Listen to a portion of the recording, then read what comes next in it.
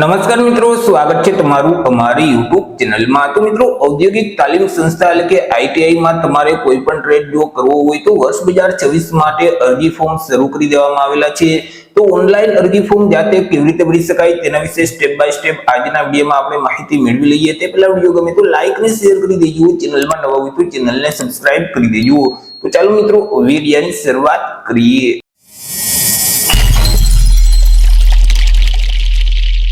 તો સૌથી પહેલા મિત્રો, તમારે તમારા મોબાઈલમાંથી અથવા તો લેપટોપ કે પીસીમાંથી કોઈ પણ એક ઇન્ટરનેટ બ્રાઉઝરને ઓપન કરવાનું રહેશે અને ત્યાં સર્ચ બોક્સમાં ટાઈપ કરવાનું રહેશે આઈટીઆઈ। જેવું તમે આઈટીઆઈ ટાઈપ કરી તમે તેને સર્ચ કરશો તો તમારી સામે આ મુજબની એક સ્ક્રીન છે તે ઓપન થઈ જશે કે જ્યાં આઈટીઆઈ એડમિશનની ઓફિશિયલ વેબસાઇટ તમને સૌથી પહેલા જોવા મળશે iitiadmission.gujarat.gov.in। તો તે વેબસાઇટ ઉપર તમારે ક્લિક કરવાનું રહેશે। વેબસાઇટ ઉપર ક્લિક કરશો એટલે આઈટીઆઈ એડમિશનની ઓફિશિયલ વેબસાઇટ છે તે ઓપન થઈ જશે। પોર્ટલ ઉપર સૌથી પહેલા તો તમારે તમારું રજીસ્ટ્રેશન છે તે કરવાનું રહેશે। રજીસ્ટ્રેશન માટે તમને અહીં ક્લિક કરવાનો ઓપ્શન આપેલ છે ત્યાં તમારે ક્લિક કરી દેવાનું રહેશે। એટલે તમને એક અરજી ફોર્મ છે તે આપી દેવામાં આવશે, રજીસ્ટ્રેશન ફોર્મ છે તે આપી દેવામાં આવશે। તે ફોર્મમાં તમામ માહિતી ભરવાની રહેશે। ફોર્મમાં માહિતી છે તે અંગ્રેજી ભાષામાં જ ભરવાની રહેશે। એ મિત્રો, જે ફોર્મ આપેલ છે તેની તમારે લેંગ્વેજ ગુજરાતી રાખવી છે કે અંગ્રેજી, જે લેંગ્વેજ તમે રાખવા માંગતા હોય તે લેંગ્વેજ અહીંથી તમે સિલેક્ટ કરી શકશો। જો તમે ગુજરાતી લેંગ્વેજ સિલેક્ટ કરશો તો અહીં જે ફોર્મમાં તમામ વિગત છે તે તમને ગુજરાતી ભાષામાં જોવા મળશે। જો તમે ઇંગ્લિશ લેંગ્વેજ સિલેક્ટ કરશો તો ફોર્મમાં તમામ જે વિગત છે તે ઇંગ્લિશ ભાષામાં જોવા મળશે। તમે જે લેંગ્વેજમાં અરજી ફોર્મ જોવા માંગતા હોય તે લેંગ્વેજ અહીંથી તમારે સિલેક્ટ કરી દેવાની રહેશે। ત્યાર પછી તમારી પાસે જે યુઆઈડી નંબર છે 18 આંકડાનો જે યુનિક આઈડી નંબર છે તે આઈડી નંબર આ બોક્સમાં ટાઈપ કરી દેવાનું રહેશે અને ગેટ ડિટેલનો જે ઓપ્શન આપેલ છે તેના ઉપર ક્લિક કરવાનું રહેશે। જો તમારી પાસે 18 આંકડાનો નંબર ન હોય તો મિત્રો, અહીં તમારી શાળામાંથી તમને આ યુઆઈડી નંબર છે તે મળી જશે અથવા તો તમારી જે એલસી છે તેમાં મિત્રો 18 આંકડાનો નંબર હશે, પરંતુ તે નંબર અહીં ટાઈપ કરવો ફરજિયાત નથી। જો તમારી પાસે ન હોય તો તેને તમે સ્કીપ કરી શકો છો। ત્યાર પછી મિત્રો, અહીં વ્યક્તિગત માહિતીમાં તમારી પર્સનલ માહિતી છે તે આપવાની રહેશે। જેમ કે મિત્રો, તમારું નામ છે તે આ બોક્સમાં ટાઈપ કરવાનું રહેશે। પિતા કે પતિનું નામ આ બોક્સમાં ટાઈપ કરી અને તમારી જે અટક છે એટલે કે સરનેમ છે તે અહીં તમારે ટાઈપ કરી દેવાની રહેશે। હવે આધાર કાર્ડમાં જેવી રીતે તમારું નામ છે એવી જ રીતે નામ અહીં તમારે ટાઈપ કરવાનું રહેશે। માતાનું નામ આ બોક્સમાં ટાઈપ કરવાનું રહેશે। તમારી જાતિ એટલે કે જેન્ડર, પુરુષ, સ્ત્રી કે અન્ય જે ઓપ્શન લાગુ પડે તે ઓપ્શન અહીંથી તમારે સિલેક્ટ કરી દેવાનું રહેશે। ત્યાર પછી મિત્રો, તમારી જે માતૃભાષા હોય તે અહીંથી તમારે સિલેક્ટ કરી દેવાની રહેશે। ગુજરાતી, હિન્દી, સિંધી, ઉર્દુ, મરાઠી કે અન્ય જે માતૃભાષા લાગુ પડતી હોય તે ઓપ્શન અહીંથી સિલેક્ટ કરવાનું રહેશે। ત્યાર પછી તમે કયા વિસ્તારમાં રહો છો, શહેરી વિસ્તારમાં રહો છો કે ગ્રામ્ય વિસ્તારમાં, જે ઓપ્શન લાગુ પડે તે ઓપ્શન અહીંથી તમારે સિલેક્ટ કરી દેવાનું રહેશે। ઘર અથવા તો ફળિયા અથવા તો સોસાયટીનું નામ આ બોક્સમાં તમારે ટાઈપ કરી દેવાનું રહેશે। લેન્ડમાર્કનું નામ અહીં તમારે ટાઈપ કરવાનું રહેશે। તમારા ગામ કે શહેરનું નામ આ બોક્સમાં ટાઈપ કરી તમે જે જિલ્લામાં રહેતા હોય તે જિલ્લાનું નામ અહીંથી તમારે સિલેક્ટ કરી દેવાનું રહેશે। જે તાલુકામાં રહેતા હોય તે તાલુકાનું નામ અહીંથી તમારે સિલેક્ટ કરી દેવાનું રહેશે। તમારા એરિયાના પિનકોડ નંબર આ બોક્સમાં તમારે ટાઈપ કરવાના રહેશે। ત્યાર પછી મિત્રો, તમારા જે તે મોબાઈલ નંબર હોય તે નંબર આ બોક્સમાં ટાઈપ કરી અને તે જ નંબરને ફરીથી વેરીફાઈ કરવા માટે આ બોક્સમાં મોબાઈલ નંબર ટાઈપ કરી દેવાના રહેશે। જો તમે મિત્રો લેન્ડલાઇન નંબર યુઝ કરતા હોય તો એસટીડી કોડ નંબર સાથે તમારા જે ફોન નંબર છે તે નંબર અહીં તમે ટાઈપ કરી શકો છો। તમારું જે ઈમેલ આઈડી છે તે આઈડી આ બોક્સમાં ટાઈપ કરી દેવાનું રહેશે અને ફરીથી તે જ આઈડીને વેરીફાઈ કરવા માટે આ બોક્સમાં ટાઈપ કરવાનું રહેશે। તમારી જે તે જન્મ તારીખ હોય તે અહીં તમારે ટાઈપ કરી દેવાની રહેશે। ત્યાર પછી મિત્રો, તમે આઈડી પ્રૂફ તરીકે ક્યુ કાર્ડ આપવા માંગો છો, ચૂંટણી કાર્ડ છે, ડ્રાઇવિંગ લાયસન્સ છે, બેંક એકાઉન્ટની પાસબુક છે, શાળા કે કોલેજનું આઈ કાર્ડ છે કે અન્ય ફોટાવાળું આઈડી કાર્ડ છે, તમે જે અહીં મિત્રો પ્રૂફ આપવા માંગતા હોય તેનું નામ અહીંથી તમારે સિલેક્ટ કરી દેવાનું રહેશે અને તમે જે પ્રૂફ આપવા માંગતા હોય તેમના જે કાર્ડના નંબર છે તે નંબર અહીં તમારે ટાઈપ કરવાના રહેશે। ત્યાર પછી તમારો ધર્મ કયો છે, હિન્દુ, મુસ્લિમ, ખ્રિસ્તી, શીખ, પારસી, બુદ્ધ કે જૈન, જે ધર્મ લાગુ પડતો હોય તે ઓપ્શન અહીંથી તમારે સિલેક્ટ કરી દેવાનું રહેશે।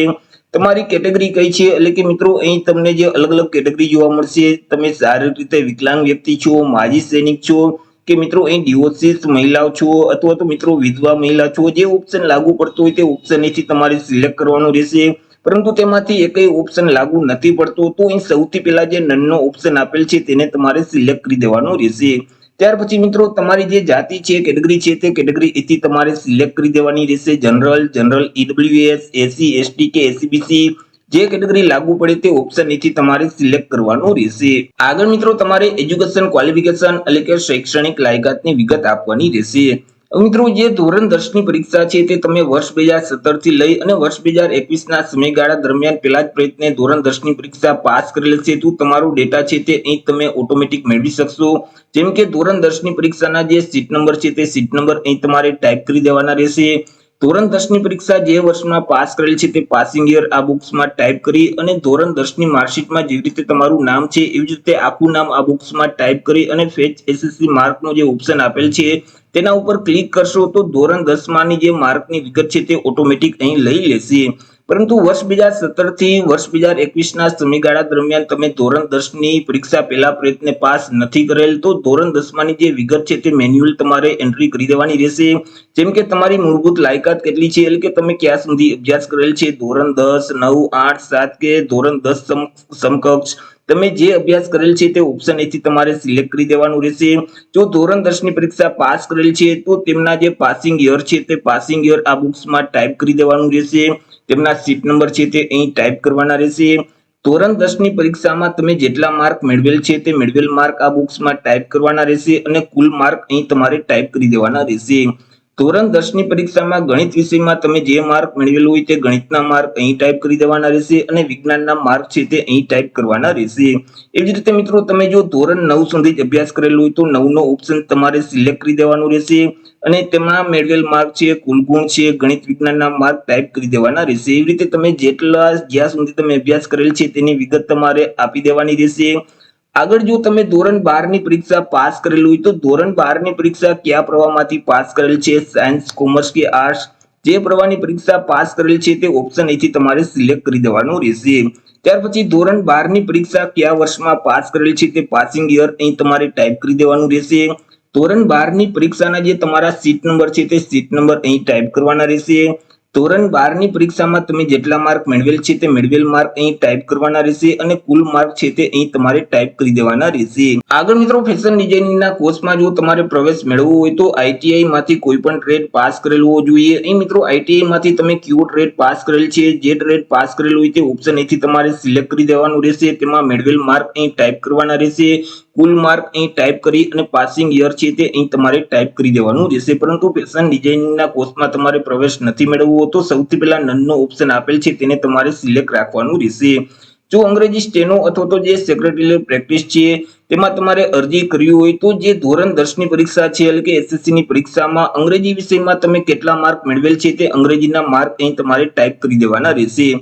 આગળ જો તમે સ્નાતક એટલે કે ગ્રેજ્યુએશન કમ્પ્લીટ કરેલું હોય તો મિત્રો ગ્રેજ્યુએશનમાં કઈ ડિગ્રી તમે પાસ કરેલ છે, બીએસસી છે, બીકોમ, બીએ છે, ડિપ્લોમા એન્જિનિયરિંગ કે ડિગ્રી એન્જિનિયરિંગ અથવા તો અધર જે ડિગ્રી છે તમે જે ડિગ્રી પાસ કરેલું હોય તે ઓપ્શન અહીંથી તમારે સિલેક્ટ કરી દેવાનું રહેશે। સ્નાતકમાં મેળવેલ માર્ક આ બોક્સમાં ટાઈપ કરી દેવાના રહેશે અને કુલ માર્ક અહીં ટાઈપ કરવાના રહેશે। પરંતુ જો તમે સ્નાતક પાસ નથી કરેલ એટલે કે ગ્રેજ્યુએશન કમ્પ્લીટ નથી કરેલ તો સૌથી પહેલા નનનો ઓપ્શન આપેલ છે તેને તમારે સિલેક્ટ રાખવાનું રહેશે। નીચે તમને એક ડિક્લેરેશન એટલે કે બાંહેધરી જોવા મળશે, તેને વાંચી અને એક્સેપ્ટ કરવા માટે જે આનો ઓપ્શન છે તેને તમારે સિલેક્ટ કરી દેવાનું રહેશે। અહીં જે કેપ્ચા કોડ છે તે સેમ કોડ આ બોક્સમાં ટાઈપ કરી અને સબમિટ નો ઓપ્શન આપેલ છે તેના ઉપર તમારે ક્લિક કરી દેવાનું રહેશે। જેવું મિત્રો તમે સબમિટ ના બટન ઉપર ક્લિક કરશો એટલે તમારી ડિટેલ છે તે તમને જોવા મળશે। તેમાં એકવાર તમામ માહિતી તમારે ચેક કરી લેવાની રહેશે। તમારું નામ છે, તમારી જાતિ છે, જન્મ તારીખ છે, તમારું જેન્ડર છે, અન્ય કેટેગરી છે, ત્યાર પછી ધોરણ 10 માની જે પરીક્ષાના માર્ક્સ આપેલ છે તે માર્કની વિગત છે। જો સ્નાતકના માર્ક આપેલ હશે તો તેની વિગત હશે, 12માના માર્ક આપેલ છે તો તેની વિગત હશે। તે તમામ માહિતી તમારે એકવાર ચેક કરી લેવાની રહેશે। ત્યાર પછી અહીં જે ઓકે નો ઓપ્શન આપેલ છે તેના ઉપર તમારે ક્લિક કરવાનું રહેશે। જેવું મિત્રો તમે ઓકે ના બટન ઉપર ક્લિક કરશો એટલે તમારું રજીસ્ટ્રેશન છે તે સક્સેસફુલ થઈ જશે। તમને એક અરજી નંબર એટલે કે રજીસ્ટ્રેશન નંબર છે તે આપી દેવામાં આવશે। તે નંબર તમારે સાચવી રાખવાનું રહેશે। તે નંબરના માધ્યમથી તમારે ફોટો અપલોડ કરવાનું રહેશે। ત્યાર પછી તમારે તમારા ફોર્મને કન્ફર્મ કરવાનું રહેશે। જ્યાં સુધી તમે તમારા ફોર્મને કન્ફર્મ નહીં કરો ત્યાં સુધી તમારું ફોર્મ છે તે માન્ય ગણાતું નથી। ફોટો અપલોડ કરવા માટે ફરીથી તમારે હોમ સ્ક્રીન ઉપર આવી જવાનું રહેશે। એ મિત્રો જે લોગિન નો ઓપ્શન આપેલ છે તેના ઉપર તમારે ક્લિક કરવાનું રહેશે। જેવું તમે લોગિન ના બટન ઉપર ક્લિક કરશો એટલે ફરીથી આ મુજબની સ્ક્રીન ઓપન થઈ જશે। તમને મિત્રો જે રજીસ્ટ્રેશન નંબર આપવામાં આવેલા છે તે નંબર આ બોક્સમાં ટાઈપ કરી દેવાના રહેશે। રજીસ્ટ્રેશન કરતી વખતે તમે જે જન્મ તારીખ આપેલ છે તે તારીખ અહીં ટાઈપ કરી અહીં જે કેપ્ચા કોડ છે તે સેમ કોડ આ બોક્સમાં ટાઈપ કરી લોગિન ના બટન ઉપર તમારે ક્લિક કરી દેવાનું રહેશે। મિત્રો અહીં લોગિન કરશો એટલે ફરીથી આ મુજબની એક સ્ક્રીન છે તે ઓપન થઈ જશે। તમારે સૌથી પહેલા તો તાજેતરનો જે પાસપોર્ટ સાઇઝનો ફોટોગ્રાફ છે તે અપલોડ કરવાનું રહેશે। ફોટોગ્રાફ અપલોડ કરવા માટે અહીં જે ફોટો અપલોડનો ઓપ્શન આપેલ છે તેના ઉપર તમારે ક્લિક કરી દેવાનું રહેશે। એટલે મિત્રો આ મુજબની સ્ક્રીન ઓપન થઈ જશે। હવે ફોટો અપલોડ કરો તે પહેલા અહીં અગત્યની સૂચના આપેલ છે તે અવશ્ય વાંચી લેવાની રહેશે। તમે જે ફાઇલ અપલોડ કરો છો તે ફાઇલનું ફોર્મેટ જેપીજી ફોર્મેટ હોવું જોઈએ। ફોટાનું જે માપ છે તે 5 સેન્ટીમીટરની લંબાઈ અને 3.6 સેન્ટીમીટરની પહોળાઈ હોવી જોઈએ। ફાઇલની જે સાઇઝ છે તે ઓછામાં ઓછી 25 KB અને વધુમાં વધુ 100 KB સુધી હોવી જોઈએ। ફોટોગ્રાફ અપલોડ કરવા માટે અહીં જે ચોઈસ ફાઇલનો ઓપ્શન આપેલ છે તેના ઉપર તમે ક્લિક કરશો તો ડિવાઇસ ઓપન થઈ જશે કે જ્યાં તમે તાજેતરનો સ્કેન કરેલ પાસપોર્ટ સાઇઝનો ફોટોગ્રાફ રાખેલ છે તેને સિલેક્ટ કરી દેવાનું રહેશે। ત્યાર પછી અપલોડના બટન ઉપર ક્લિક કરશો તો અહીં ફોટોગ્રાફ છે તે અપલોડ થઈ જશે। ફોટોગ્રાફને અપલોડ કર્યા પછી ફરીથી તમારે હોમ સ્ક્રીન ઉપર આવી જવાનું રહેશે અને તમારા ફોર્મને તમારે કન્ફર્મ કરવાનું રહેશે। અરજી ફોર્મ કન્ફર્મ કરવા માટે અહીં જે કન્ફર્મનો ઓપ્શન આપેલ છે તેના ઉપર તમારે ક્લિક કરી દેવાનું રહેશે।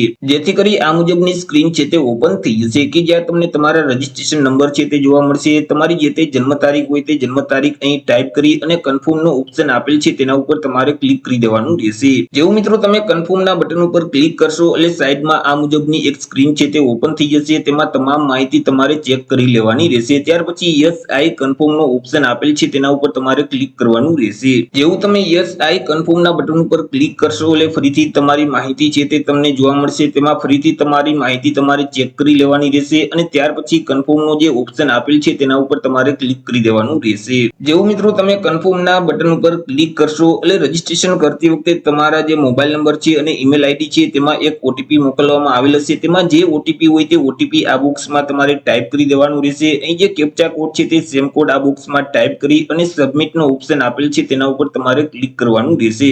જેવું તમે સબમિટના બટન ઉપર ક્લિક કરશો એટલે તમારું ફોર્મ છે તે ફાઇનલી સબમિટ થઈ જશે। અરજી ફોર્મ કન્ફર્મ કરશો એટલે ફરીથી આ મુજબની એક સ્ક્રીન છે તે ઓપન થઈ જશે। અહીં મિત્રો તમને એક સૂચના છે તે આપવામાં આવેલી છે। એપ્લિકેશન કન્ફર્મ કર્યા પછી ઉમેદવારોએ ડોક્યુમેન્ટ વેરિફિકેશન માટે નજીકની જે આઈટીઆઈ છે તે આઈટીઆઈ ની મુલાકાત તમારે લેવાની રહેશે। આઈટીઆઈ દ્વારા તમારા જે ડોક્યુમેન્ટ છે તેની ચકાસણી થઈ જાય તે ડોક્યુમેન્ટની ચકાસણી પૂર્ણ થયા પછી તમારે અરજી ફી છે તે ભરવાની રહેશે। ત્યાર પછી ઓકે ના બટન ઉપર તમારે ક્લિક કરી દેવાનું રહેશે। અરજી ફોર્મને કન્ફર્મ કર્યા પછી તમારે તેની પ્રિન્ટ કાઢવી હોય તો અહીં જે એપ્લિકેશન પ્રિન્ટનો ઓપ્શન આપેલ છે તેના ઉપર તમારે ક્લિક કરી દેવાનું રહેશે। એટલે ફરીથી આ મુજબની એક સ્ક્રીન છે તે ઓપન થઈ જશે કે જ્યાં તમને તમારા રજીસ્ટ્રેશન નંબર છે તે જોવા મળશે। તમારી જન્મ તારીખ આ બોક્સમાં ટાઈપ કરી દેવાની રહેશે। અહીં જે કેપ્ચા કોડ છે તે સેમ કોડ આ બોક્સમાં ટાઈપ કરી પ્રિન્ટનો ઓપ્શન આપેલ છે તેના ઉપર તમારે ક્લિક કરી દેવાનું રહેશે। મિત્રો આ અરજી ફોર્મની પ્રિન્ટ કાઢી તેની સાથે તમામ ડોક્યુમેન્ટ એટેચ કરી અને તમારી જે નજીકની કોઈ પણ જે આઈટીઆઈ સંસ્થા છે ત્યાં તમારે જવાનું રહેશે અને ત્યાં તમારે ડોક્યુમેન્ટ વેરિફિકેશન કરાવવાનું રહેશે। જ્યાં સુધી તમે ડોક્યુમેન્ટ વેરિફિકેશન નહીં કરાવો ત્યાં સુધી તમે અરજી ફી છે તે ભરી શકતા નથી। ડોક્યુમેન્ટ વેરિફિકેશન કર્યા પછી તમે ઓનલાઈન અરજી ફી ભરી શકશો। તો આશા રાખું છું વિડીયો પસંદ પડ્યો હશે। વિડીયો પસંદ પડ્યો હોય તો લાઈક અને શેર કરી દેજો। ચેનલમાં નવા હોય તો ચેનલને સબસ્ક્રાઇબ કરી દેજો। ફરી મળીશું એક નવા ટોપિક સાથે એક નવા જ વિડીયોમાં। ત્યાં સુધી જય હિન્દ, વંદે માતરમ।